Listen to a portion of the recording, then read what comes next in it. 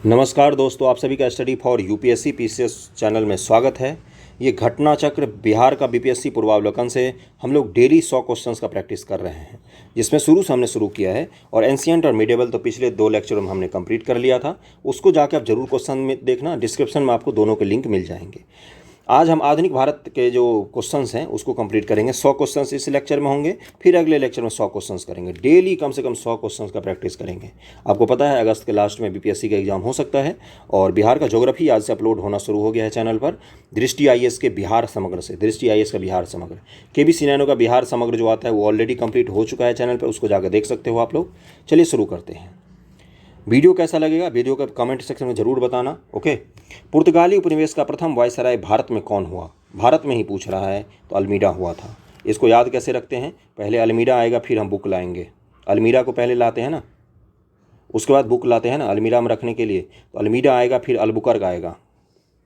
भारत में प्रथम पुर्तगाली वायसराय के रूप में फ्रांसिसो डी अल्मीडा 1505 से 1509 का आगमन हुआ और 1505 ईस्वी में भारत पहुंचा। 1509 में अल्मीडा ने टर्की, गुजरात, मिस्र की संयुक्त सेना को पराजित कर द्वीप पर अधिकार कर लिया था। द्वीप जो है, द्वीप पर कब्जा के बाद पुर्तगाली हिंद महासागर में सबसे अधिक शक्तिशाली हो गए थे, और यही है। और उसके बाद इसके बाद कौन आएगा? अल्मीडा के बाद अलबुकर्क आएगा।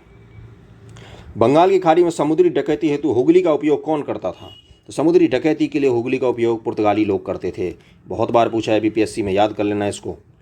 अगला है, निम्नलिखित अंग्रेजों में से किसे जहांगीर ने खान की उपाधि से सम्मानित किया था? तो हॉकिंस को सम्मानित किया था। हॉकिंस जहांगीर के दरबार में ही आया था।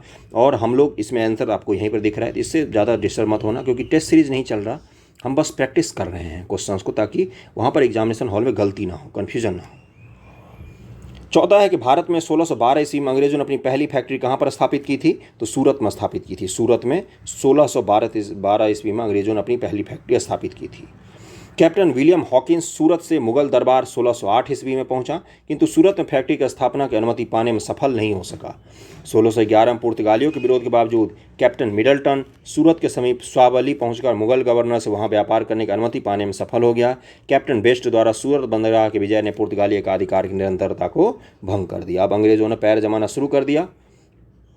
पांचवा क्वेश्चन है, किस मुगल शासक के समय में सर थॉमस रो भारत आया था? ये 67वीं बीपीएससी में पूछा है। तो किसके समय में आया था? जहांगीर के समय में आया था सर थॉमस रो। 1615 में जेम्स प्रथम के दूत के रूप में सर थॉमस रो 1615 में सूरत पहुंचा, और जनवरी 1616 में अजमेर से में मुगल शासक जहांगीर के दरबार में उपस्थित हुआ था। छठा क्वेश्चन पे चलते हैं। छठा क्वेश्चन क्या है कि डच ईस्ट इंडिया कंपनी ने किस वर्ष अपनी फैक्ट्री पटना में स्थापित की थी? तो कब किया था? बताओ, जल्दी बताओ। 1632 ईस्वी में स्थापित किया था। सबको पता होगा, ये चीज़ पता भी होना चाहिए, बीपीएससी की तैयारी के लिए रटा होना चाहिए। सब क्वेश्चंस एवरग्रीन है, हर साल ही पूछे जाते हैं।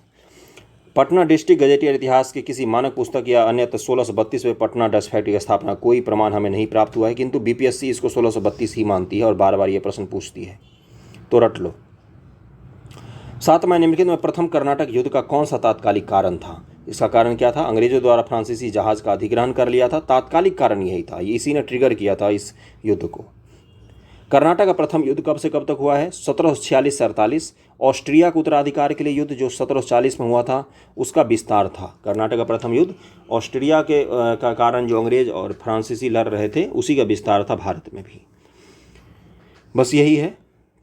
और प्रथम कर्नाटक युद्ध के समय ही कर्नाटक के नवाब अनवरुद्दीन ने महफूज खां के नेतृत्व में 10,000 भारतीय सेना को फ्रांसीसियों पर आक्रमण करने के लिए भेजा था, और कैप्टन पैराडाइज के नेतृत्व में फ्रांसीसी सेना ने आड्यार नदी पर स्थित सेंट थोबे नामक स्थान पर नवाब को पराजित कर दिया था। यूरोप में युद्ध बंद होते ही कर्नाटक में भी युद्ध समाप्त हो गया था। आठवां क्वेश्चन है कि 1760 का प्रसिद्ध वांडीवास का युद्ध अंग्रेजों द्वारा किसके खिलाफ लड़ा गया था? तो फ्रांसीसियों के खिलाफ लड़ा गया था वांडीवास का युद्ध। यहाँ पर कुछ युद्ध दिए हुए हैं। अंबर का युद्ध अगस्त 1749 में हुआ है। मुजफ्फरपुर चंदा साहिब और मुजफ्फर जंग चंदा साहिब और फ्रांसीसियों की संयुक्त सेनाओं ने वेल्लूर के समीप अंबर या अंबूर नामक स्थान पर कर्नाटक के नवाब अनवरुद्दीन को पराजित कर उसकी हत्या कर दी थी। मुजफ्फर जंग दक्कन का सूबेदार बन गया। इसके उपलक्ष्य में उसने अपने हितकारी डुप्ले को कृष्णा नदी के दक्षिणी भाग के मुगल प्रदेश का गवर्नर नियुक्त कर दिया था। ओके। फिर पलासी का युद्ध कब होता है? 1757 ईस्वी में होता है। अंबर का युद्ध 1749 ईस्वी में होता है। वांडीवास का युद्ध 1760 ईस्वी में होता है। बक्सर का युद्ध 1764 ईस्वी में होता है। ये सब युद्ध आपको पता होगा। बक्सर का युद्ध मीर कासिम, अवध के नवाब शुजाउद्दौला और मुगल सम्राट शाह आलम द्वितीय की संयुक्त सेना को कौन हराता है? क्लाइव। और हेक्टर मुनरो, इस युद्ध में अंग्रेजी सेना का नेतृत्व हेक्टर मुनरो ने किया था। उसके बाद क्लाइव के साथ इनकी संधि होती है। ओके, हेक्टर मुनरो ने हराया था बक्सर के युद्ध में इनको। निम्नलिखित में किस अंग्रेज अधिकारी ने पुर्तगालियों को स्वावली के स्थान पर हराया था? तो थॉमस बेस्ट ने हराया था पुर्तगालियों को स्वावली के स्थान पर। पुर्तगालियों के विरोध के बावजूद कैप्टन मिडल्टन सूरत के समीप स्वावली पहुंचा और मुगल गवर्नर से व्यापार करने की अनुमति ले लिया, और उसके बाद ही इन दोनों में युद्ध हुए। फिर उसने हरा दिया उसको, पुर्तगालियों को। 10वां है, उस क्षेत्र की पहचान करें जहां से यूरोप वासियों को सर्वोत्तम सोरा और अफीम प्राप्त होता था। तो बिहार में सर्वोत्तम सोरा और अफीम मिलता था यूरोप के लोगों को। अंग्रेजी शासनकाल में भारत का कौन सा क्षेत्र अफीम उत्पादन हेतु प्रसिद्ध था? तो बिहार का क्षेत्र प्रसिद्ध था। इलाहाबाद के संधि के बाद रॉबर्ट क्लाइव ने मुर्शिदाबाद को उप दीवान किसे बनाया था? सबको पता होगा, मुर्शिदाबाद की उप दीवान बना रहा है। बंगाल की राजधानी मुर्शिदाबाद से मुंगेर लाया गया था बाद में फिर। तो इसका आंसर क्या हो जाएगा? इसका आंसर हो जाएगा ए, मोहम्मद रजा खां। मोहम्मद रजा खां बंगाल के लिए, बिहार के लिए राजा सिताब राय। अगला क्वेश्चन है कि सम्राट शाह आलम द्वितीय ने ईस्ट इंडिया कंपनी को बंगाल, बिहार और उड़ीसा की दीवानी कब प्रदान की? बंगाल, बिहार और उड़ीसा की दीवानी कब प्रदान की? बक्सर युद्ध के बाद ही प्रदान करेंगे। इसका आंसर क्या हो जाएगा? 12 अगस्त 1765 को। इलाहाबाद की दूसरी संधि उसने किसके साथ की? शाह आलम के साथ की थी, और उसको अंग्रेजों के संरक्षण में ले लिया और बोला कि इसकी दीवानी मुझे दे दो। इलाहाबाद में रखा गया। इलाहाबाद और करा के क्षेत्र नवाब के लिए छोड़ दिए गए, इससे आप उपजा के खाओ, अपना जिंदगी जियो, हमें बस दीवानी दे दो बंगाल, बिहार, उड़ीसा की। और कंपनी द्वारा सम्राट को 26 लाख रुपए दिया जाना था तथा निजामत के व्यय के लिए कंपनी को 53 लाख रुपए देना था। इस समय Robert Clive east India company का बंगाल का गवर्नर था, और शाह आलम द्वितीय का संपूर्ण जीवन आपदाओं से ग्रस्त रहा। 1788 ईस्वी में अंधा कर दिया गया उसको। शाह आलम द्वितीय के समय में 1803 में दिल्ली पर अंग्रेजों का अधिकार हो गया। 14 नंबर क्वेश्चन है कि मुगल बादशाह बहादुर शाह जफर के बारे में कहा जाता है कि उसके साम्राज्य की सीमा थी कहाँ से कहाँ तक थी? इसमें बोला जाता है कि दिल्ली से चांदनी चौक से पालम तक ही थी। कई बार क्या बोला जाता है कि दिल्ली में जो लाल किला है ना, वहाँ से पालम हवाई अड्डा तक उसकी सीमा थी मात्र। 14 का आंसर यहाँ पर क्या दिया है? दिल्ली तथा पालम तक ही थी उसकी सीमा। इसमें कोई आंसर स्पेसिफिक नहीं मिल पा रहा था उसको, इसीलिए उसने छोड़ दिया है। ई मार देता कोई नहीं मिल रहा था तो। क्यों? क्योंकि कोई नहीं तो भी तो ही होगा। ओके, उसके बाद क्या दिया है? सिक्योरिटी से दिल्ली और लाल किला पालम तक ही रह गया था। रंजीत सिंह ने इस क्वेश्चन को निरस्त कर दिया था बीपीएससी ने, इसलिए इसका आंसर नहीं दिया है इसमें। रंजीत सिंह ने सुप्रसिद्ध कोहिनूर हीरा प्राप्त किया था किससे? शाह शुजा से। अफगानिस्तान का शासक था शाह शुजा, वहीं से कोहिनूर हीरा प्राप्त किया था। टीपू सुल्तान ने अपनी राजधानी बनाई थी किसको? श्रीरंगपट्टनम को। श्रीरंगपट्टनम को टीपू सुल्तान ने अपनी राजधानी बनाई थी, टीपू सुल्तान। अगला है, अंग्रेजों ने श्रीरंगपट्टनम की संधि किसके साथ की थी? तो टीपू सुल्तान के साथ की थी, सबको पता होगा। तृतीय आंग्ल मैसूर युद्ध 1790-92 का अवसान श्रीरंगपट्टनम संधि के द्वारा हुआ था। तृतीय आंग्ल मैसूर युद्ध का समाप्ति किससे हुआ था? श्रीरंगपट्टनम के। और चतुर्थ में तो टीपू को मार ही देंगे। इसके अनुसार टीपू को अपने देश का आधा भाग अंग्रेजों को दे देना पड़ा था। बड़ा शर्मनाक संधि हुआ था टीपू सुल्तान के लिए। चतुर्थ में तो उसकी हत्या ही हो जाती है, लड़ते लड़ते मरता है। ठगों का उन्मूलन किसके नेतृत्व में किया गया था? सबको पता होगा। इसमें भारत का गवर्नर जनरल कौन था? वेंटिक था। लेकिन कैप्टन स्लीमैन का नाम आता है जिसको नियुक्त किया गया था ठगों को उन्मूलन के लिए, लेकिन उस समय गवर्नर जनरल कौन था? William Bentinck. ओके, आगे चलते हैं। और ठग, आज जैसे ठग नहीं होते थे पैसा ठग के भागे, गर्दन काट के काली माता को चढ़ा देते थे। बंगाल में द्वैध शासन प्रणाली किसके द्वारा लागू की गई थी? तो रॉबर्ट क्लाइव के द्वारा। हटाया कब जाएगा? 1773 में। किसके द्वारा? जो एक्ट आता है उसके द्वारा, रेगुलेटिंग एक्ट के द्वारा। तो रॉबर्ट क्लाइव द्वारा द्वैध शासन लागू की गई थी। द्वैध शासन का जनक किसे माना जाता है? तो सर लियोनिल कार्टिस को द्वैध शासन का जनक माना जाता है। दो लोग मिलकर शासन करते हैं कि तुम दीवानी चला लो, मैं फौजदारी चलाता हूँ, पैसे मैं वसूलूंगा, तुम नाम मात्र का शासन कर लो। इसी को द्वैध शासन कहा जाता है, दो लोग मिलकर शासन करते हैं। भारत में प्रथम रेलवे लाइन किस ब्रिटिश गवर्नर के समय बिछाई गई? तो लॉर्ड डलहौजी के समय बिछाई गई थी। मुंगेर का बरहिया ताल विरोध का उद्देश्य क्या था? तो बकास्त भूमि की वापसी की मांग करना। मुंगेर का बरहिया ताल उद्देश्य बकास्त भूमि की वापसी को लेकर आंदोलन चलाया गया था।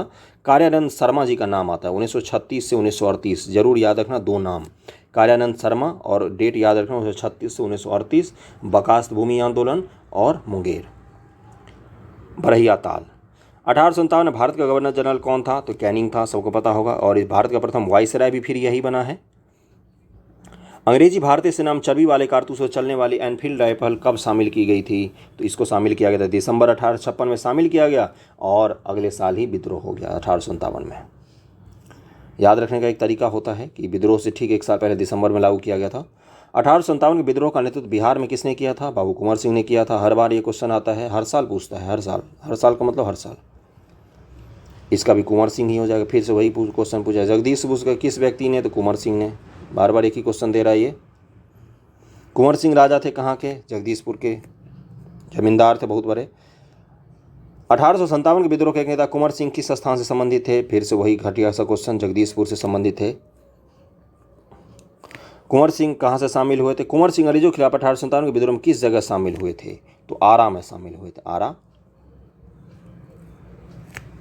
इसमें से किसने 1857 के विद्रोह में सक्रिय भाग लिया था? ये पूछा है आपसे। सक्रिय भाग इन सब ने लिया था। नाना साहिब कानपुर में, बेगम हजरत महल लखनऊ में भाग ले रही थी, मौलवी अहमदुल्ला फैजाबाद के तरफ थे और बेगम जीनत महल दिल्ली में थी। इसका आंसर ई हो जाए। बाबू कुंवर सिंह कहाँ थे?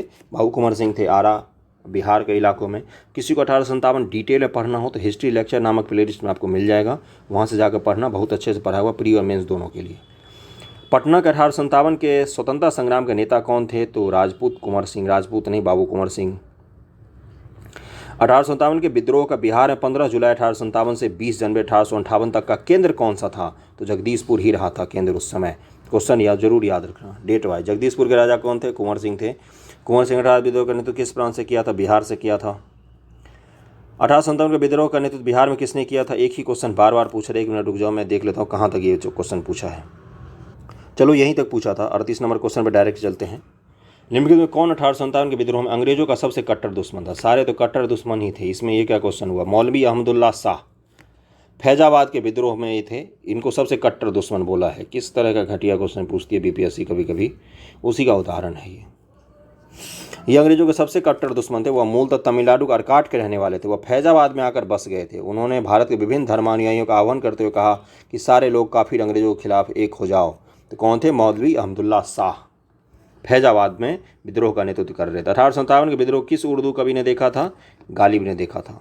गालिब दिल्ली में रहते थे। निम्न से कौन सा ईस्ट इंडिया कंपनी के सिपाहियों को विद्रोही बनाने का कारण नहीं था? विद्रोही बनाने का कारण एक इनमें से कौन सा नहीं था?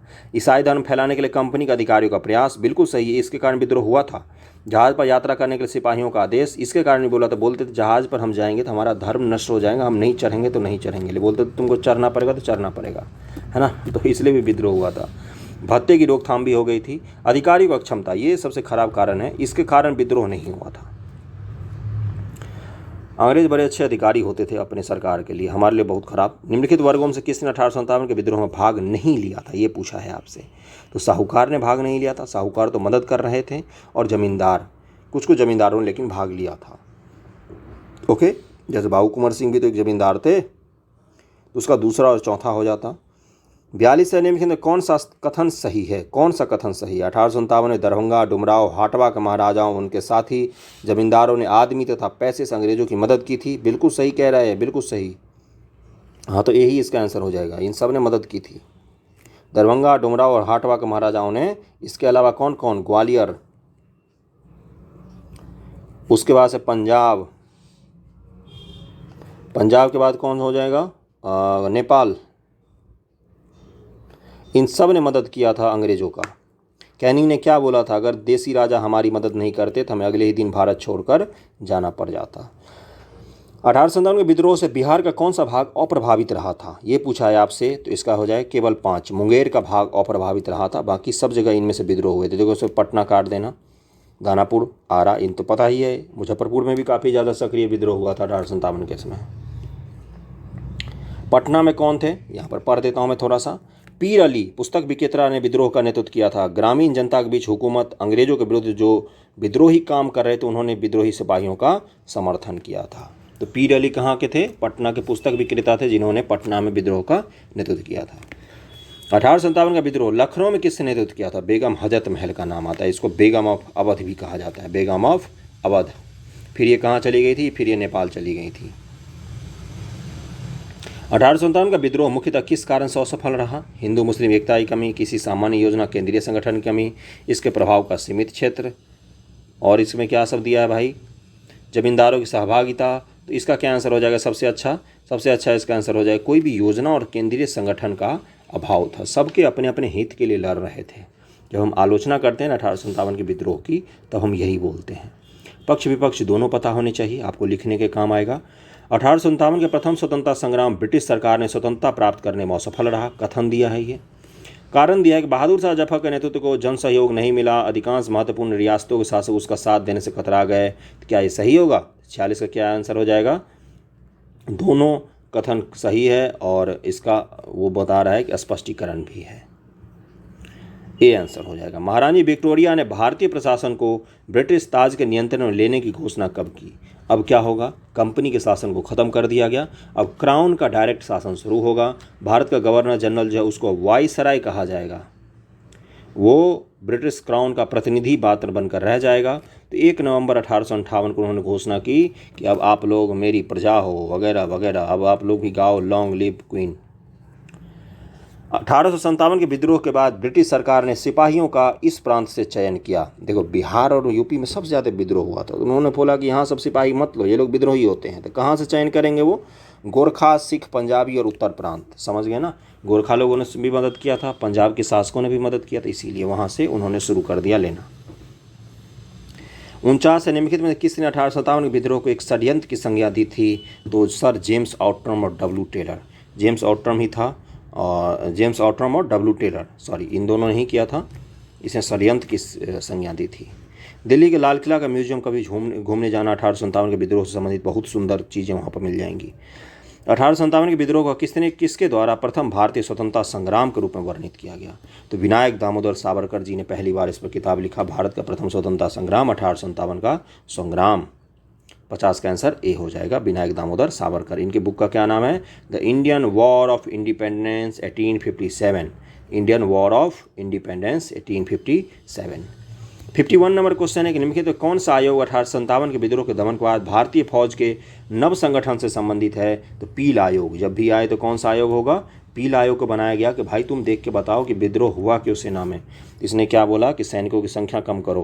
पहले 5 भारतीय सैनिकों पर 2 ही ब्रिटिशर सैनिक होते थे, अब क्या बोला कि 3 भारतीय सैनिक करो, 2 ब्रिटिशर सैनिक करो, है ना। सैनिकों की संख्या, भारतीय सैनिकों का पहले अनुपात 1:2 होता था, 1 पर 2 भारतीय होते थे, अब 1 पर 3 कर दिया गया, 1 यूरोपीय 3, जबकि मद्रास और बम्बई में अनुपात 1:3 ही रखा गया। बाकी जगह पर क्या कर दिया, मैं यहाँ पर एक करेक्शन करता हूँ, मैंने जल्दबाजी में कुछ और बोल दिया कि बंगाल और यूरोपीय सैनिकों का भारतीय सैनिकों का अनुपात क्या होगा? बंगाल के इलाके, बिहार के इलाके में 1 यूरोपीय सैनिक पर 2 भारतीय सैनिक।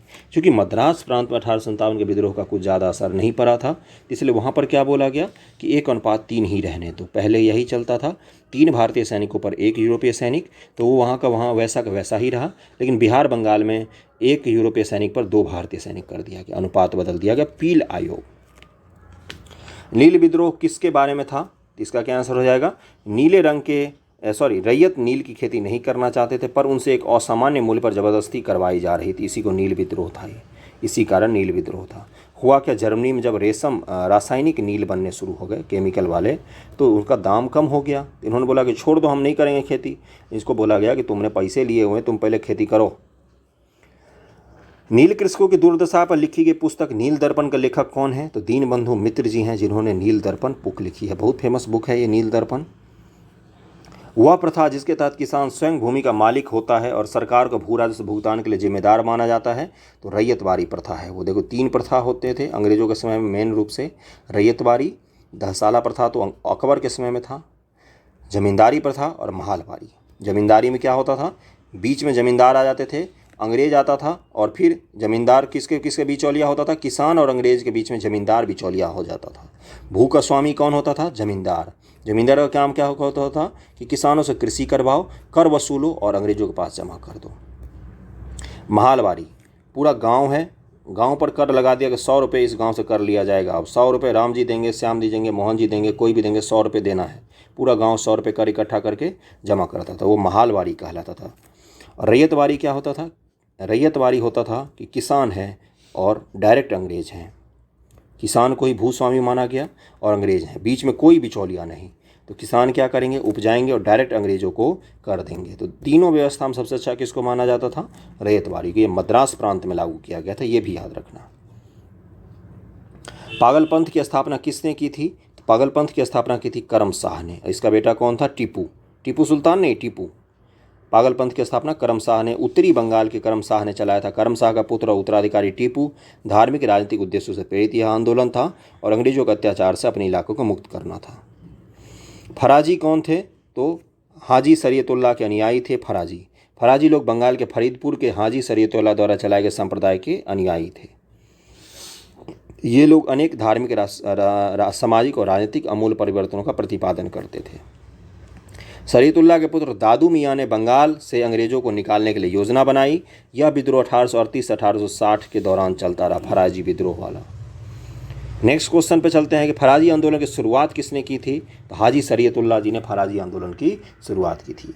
कूका आंदोलन किसने संगठित किया था, तो गुरु राम सिंह ने संगठित किया था। कूका आंदोलन पंजाब के भागों में चला था।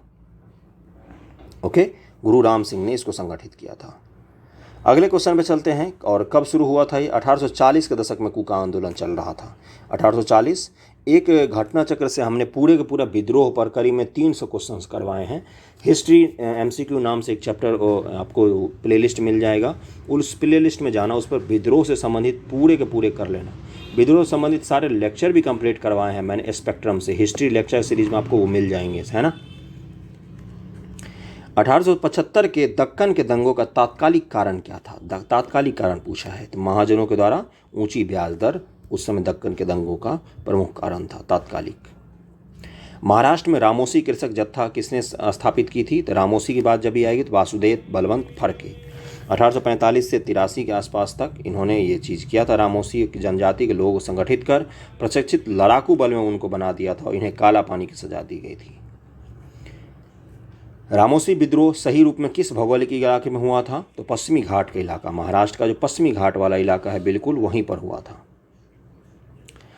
बघेरा विद्रोह कहाँ पर हुआ था, वघेरा विद्रोह, तो ये बड़ौदा में हुआ था। बड़ौदा गुजरात में बघेराओं का विद्रोह हुआ था। कब हुआ था, 1818 ईस्वी के आसपास हुआ था। और क्यों किया था इन्होंने विद्रोह, तो बड़ौदा के गायकवारों ने अंग्रेजी सेना की सहायता से बघेरों से अधिक कर एकत्रित करने का प्रयास किया था, इसीलिए वहाँ पर विद्रोह हुआ था।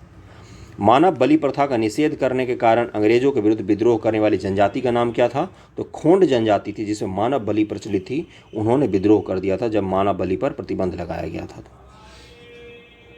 छोटा नागपुर जनजाति विद्रोह कब हुआ था, तो बहुत बार हुआ है, तो इसने क्या दिया है, कोल विद्रोह हुआ 1831 से 32, संथाल 55-56 और मुंडा विद्रोह 1899 में हुआ है। तो इसलिए बहुत बार छोटा जनजाति विद्रोह हुआ है छोटा नागपुर के जनजातियों का। 1855 ईस्वी में संथालों ने किस अंग्रेज कमांडर को हराया था, संथालों ने, संथाल विद्रोह जब हुआ तो कैप्टन मेजर बारो को उन्होंने हरा दिया था। 1855 में संथाल विद्रोह का नेतृत्व किसने किया था, तो सिद्धू और कानू ने। इसके दो और भाई थे, चांद और भैरव। सिद्धू, कानू, चांद और भैरव ने किया था। KV सिन्हा से जब मैंने विद्रोह पढ़ाया हुआ है और स्पेक्ट्रम से, हिस्ट्री स्पेक्ट्रम से विद्रोह लाइन बाय लाइन पढ़ाया हुआ है, हिस्ट्री लेक्चर नामक प्लेलिस्ट में मिल जाएगा, वहाँ पर जाकर उसको जरूर देखना। मुंडाओं ने विद्रोह खड़ा किया था कब, तो 1895 में बिरसा मुंडा का नाम आता है। 1899 में गिरफ्तार होते हैं, 1900 ईस्वी के आसपास उनकी मौत हो जाती है जेल में ही। उलगुलान विद्रोह किससे जुड़ा हुआ था, तो बिरसा मुंडा जुड़ा हुआ था। ये UPSC 2019 का क्वेश्चन है, उलगुलान विद्रोह के बारे में सीधा सीधा ऐसे ही पूछा, उलगुलान विद्रोह क्या है, UPSC 19-20 का क्वेश्चन है। बिरसा मुंडा का कार्य क्षेत्र कौन सा था, आपको सबको पता होगा, रांची का कार्य क्षेत्र था, छोटा नागपुर का पठार क्षेत्र। 1899 से 1900 ईस्वी के मुंडा क्रांति का नेता कौन था, तो आपको पता होगा कौन था, बिरसा मुंडा थे। मुंडा क्रांति है तो कौन होगा, बिरसा मुंडा होंगे, भगवान बिरसा मुंडा कहा जाता है। बिरसा मुंडा किसके पक्ष में थे, तो झारखंड के पक्ष में थे। क्या क्वेश्चन है बताओ। 1831 में बुद्धो भगत के नेतृत्व में कोल विद्रोह किस क्षेत्र में हुआ था, बुद्धो भगत के नेतृत्व में कोल विद्रोह की बात कर रहा है, तो सिंहभूम का जो क्षेत्र है उसमें हुआ था। बुद्धो भगत के नेतृत्व में कोल विद्रोह छोटा नागपुर के क्षेत्र सिंहभूम, पलामू, हजारीबाग, मानभूम क्षेत्र में हुआ था। ओके। हौज विद्रोह का हुआ था कब, तो 1820-21 के दौरान हुआ था। कहाँ पर हुआ था, संथालों के परगना में ही हुआ था। और फिर 1855 में भी संथाल विद्रोह होगा, फिर संथाल परगना को अलग ही कर दिया गया था।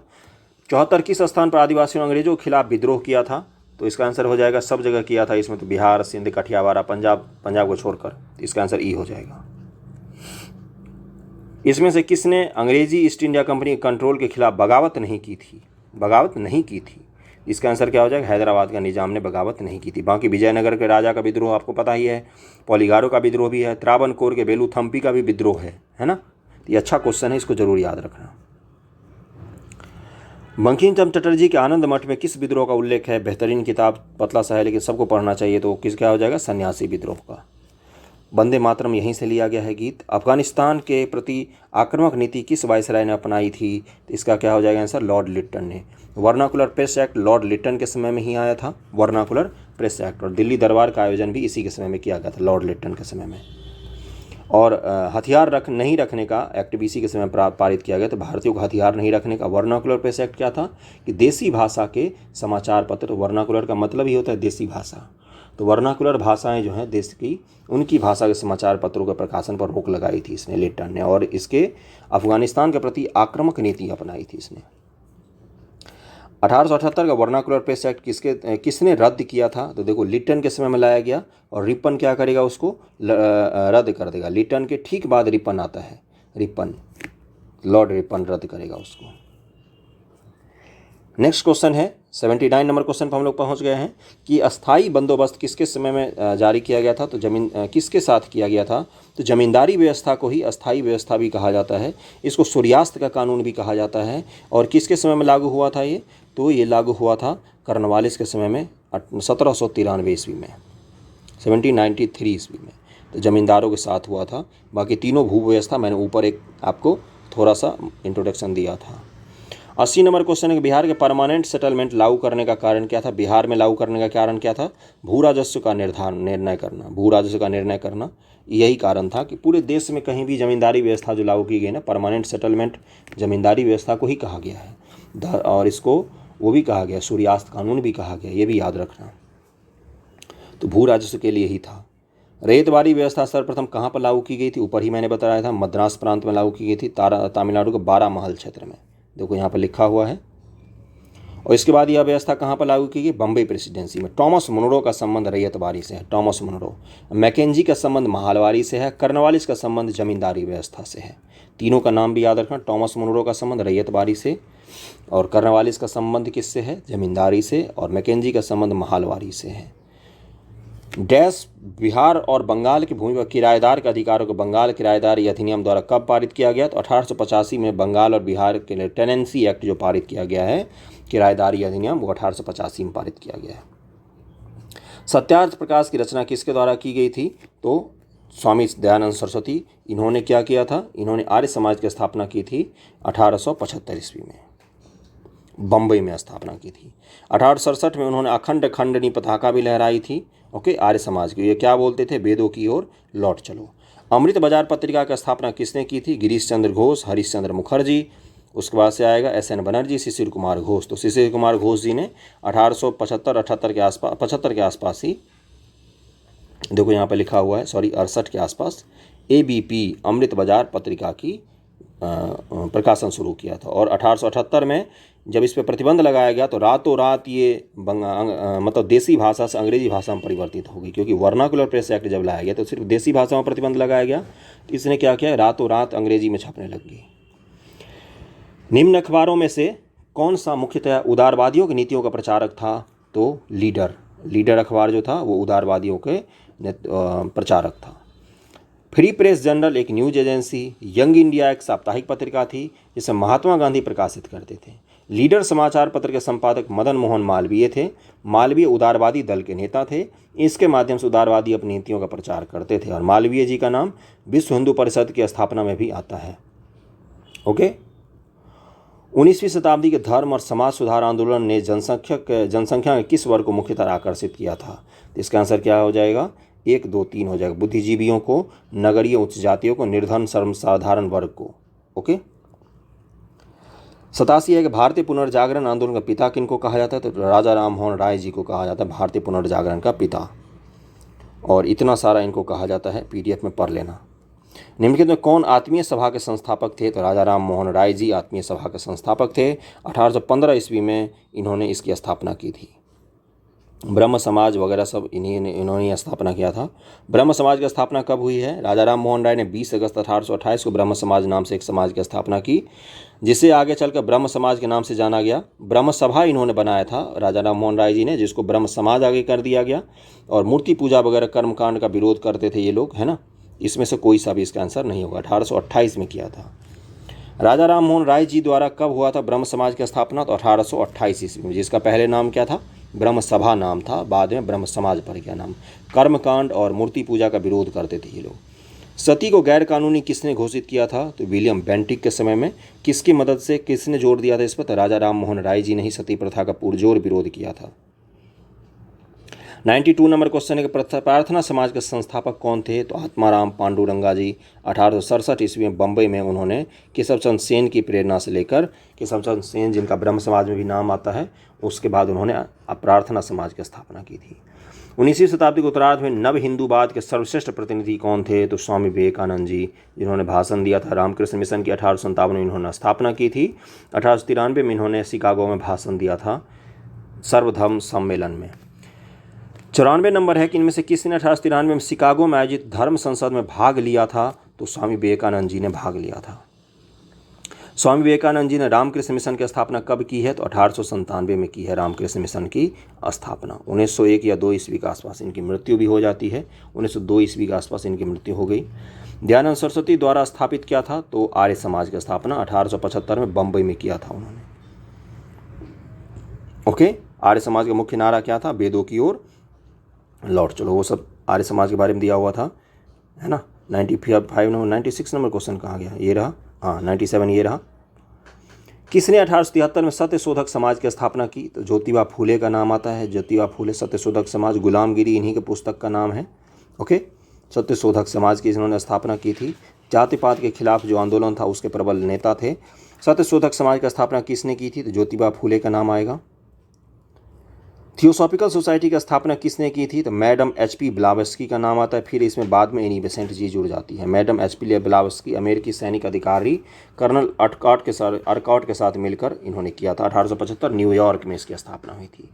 1875 में भी आर्य समाज की भी स्थापना हुई है।